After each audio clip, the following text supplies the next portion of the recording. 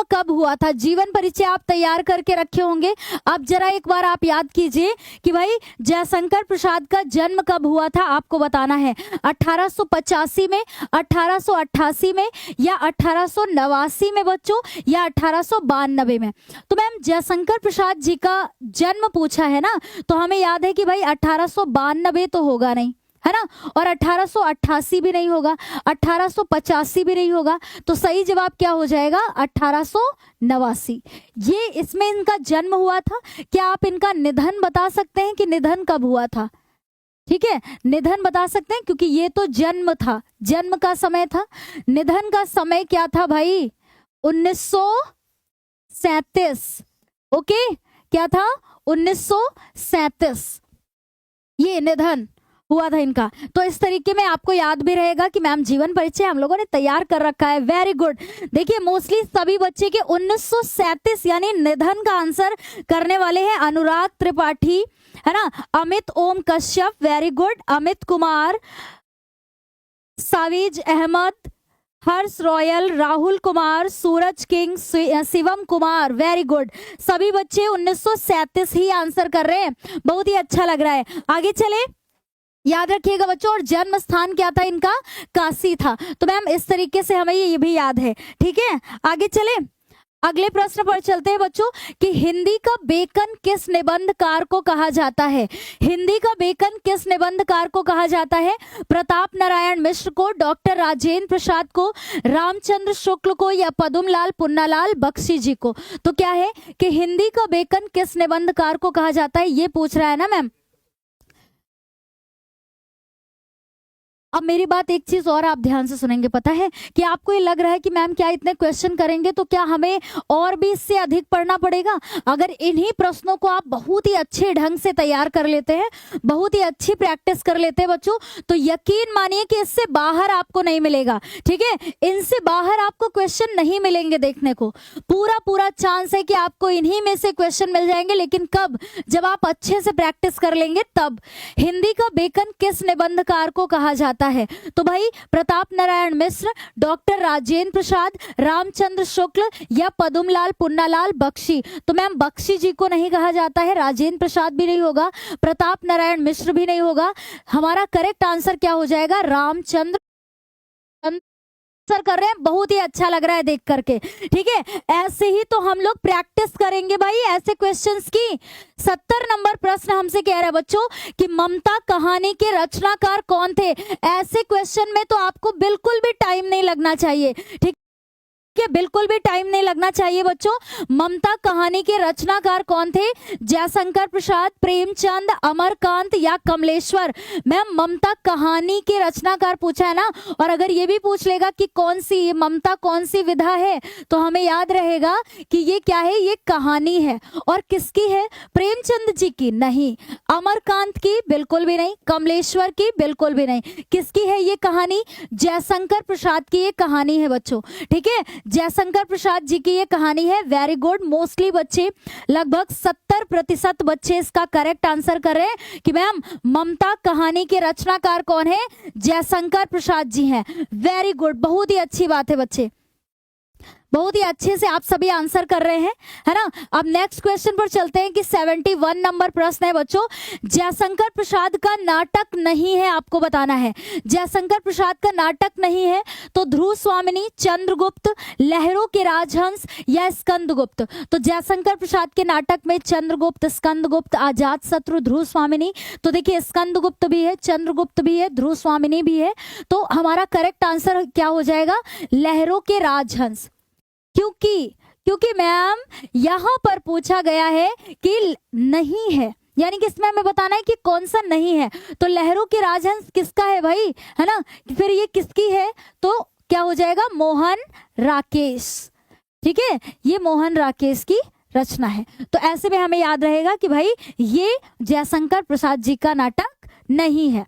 Okay, clear है बच्चों, कोई डाउट तो नहीं है? तो ये मोहन राकेश द्वारा रचित नाटक विधा की रचना है। तो नाटक तो है ये, क्योंकि ये चारों ही नाटक ही दिए थे, लेकिन पूछा था कि जयशंकर प्रसाद का कौन सा नहीं है। तो क्या हो जाएगा? लहरों के राजहंस। हाँ, कुछ ही घंटे बचे हुए हैं हम लोग के पास में, है ना। एक नया साल आ जाएगा और अभी लास्ट में बोलेंगे भाई, बधाई भी देंगे आप सभी को कुछ घंटे पहले, ठीक है ना। और आपके लिए ढेरों सारी मतलब ढेरों खुशियां लेकर के आएगा और आपके लिए ये वक्त लेकर के आएगा कि आपने 2024 से मेहनत को शुरू किया, है ना। और अंत नहीं करेंगे, बल्कि ये मेहनत तो हमारी जारी रहेगी, लेकिन 2025 में ही ऐसा वक्त आएगा मैम कि जिस पर हमारे माता पिता को हमारी वजह से क्या होगा, खुशी मिलेगी और उनको अभिमान होगा, गर्व होगा, घमंड होगा कि हाँ ये हमारा बच्चा है या बच्ची है, ठीक है। तो ये वक्त तो 2025 में ही आएगा ना, इसीलिए 2025 हमें उसका इंतजार भी है और हमें प्रिय भी है ना। प्रिय है क्योंकि यही वे वक्त आने वाला है भाई, वहां पर समझ गए ना। ओके, तो इसलिए आप इंतजार करेंगे। निम्न में से कौन सा कहानी संग्रह जयशंकर प्रसाद द्वारा रचित है, ये आपको बताना है कि निम्नलिखित में से कौन सा कहानी संग्रह जयशंकर प्रसाद द्वारा रचित है। तो आकाशदीप, आंधी, इंद्रजाल या उपयुक्त सभी, इनमें से सभी। तो मैम जयशंकर प्रसाद जी के द्वारा पूछा है ना, तो जयशंकर प्रसाद जी के द्वारा पूछा है तो देखिए आकाशदीप भी इन्हीं की रचना है, आंधी भी इन्हीं का है और इंद्रजाल भी इन्हीं का है। जैसे अभी देखा था एक घूंट भी इन्हीं की रचना है ना। तो यहाँ पर क्या हो जाएगा, उपयुक्त सभी हो जाएगा करेक्ट आंसर, ठीक है। हमारा सही जवाब क्या हो जाएगा बच्चों, उपयुक्त सभी, इनमें से सभी हो जाएगा करेक्ट आंसर। वेरी गुड, हमारे सारे ही बच्चे बिल्कुल करेक्ट आंसर दे रहे हैं।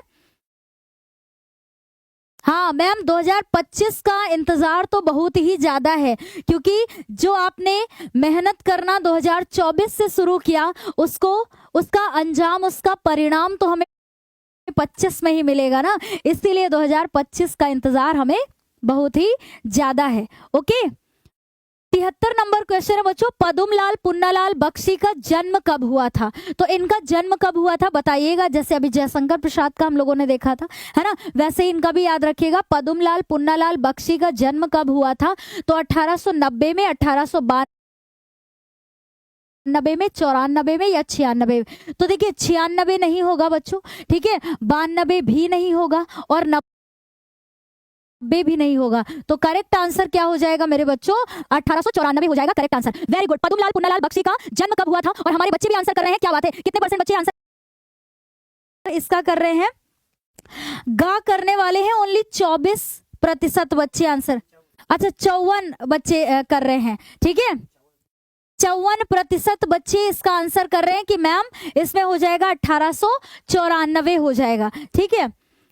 अच्छा 1 मिनट में देख लेती हूँ 69 नंबर हम लोग का क्वेश्चन कौन सा था, ठीक है 69, हिंदी का बेकन किस निबंधकार, बिल्कुल करेक्ट है भाई, 69 में कोई दिक्कत नहीं होनी चाहिए, है ना, बिल्कुल करेक्ट है हम लोगों का आंसर। और कौन सा हम लोग कर रहे थे, हाँ बख्शी जी का। ओके, ये तो हम लोग का करेक्ट आंसर क्या हो जाएगा, 1894। आगे चलते हैं बच्चों, 74 नंबर प्रश्न है कि पदुमलाल पुन्नालाल बख्शी की पहली कहानी किस नाम से प्रकाशित हुई थी। तो पहली कहानी किस नाम से प्रकाशित हुई थी, बहुत ही अच्छा प्रश्न है बच्चों, अच्छा है और हमारे लिए मोस्ट इंपॉर्टेंट है, इसलिए हम लोग इसमें बहुत ही इंपॉर्टेंट है हमारे लिए कि पदुमलाल पुन्नालाल बख्शी की पहली कहानी किस नाम से प्रकाशित हुई थी, हितकारिणी, तारिणी, झलमला या फिर अंजलि, है ना। तो मैम बख्शी की कहानी तो ये भी है, अंजलि भी है, झलमला भी है, तारिणी भी है, लेकिन पूछा है कि यहाँ पर पहली कहानी, है ना, पहली कहानी पूछा है ना, तो हमें पहली कहानी पूछा है तो याद रखना है कि क्या हो जाएगा, तारिणी हो जाएगा करेक्ट आंसर, क्योंकि ये हितकारिणी पत्रिका में क्या हुई थी, प्रकाशित हुई थी। याद रखिएगा बच्चों 1911 में, ठीक है 1911 में हितकारिणी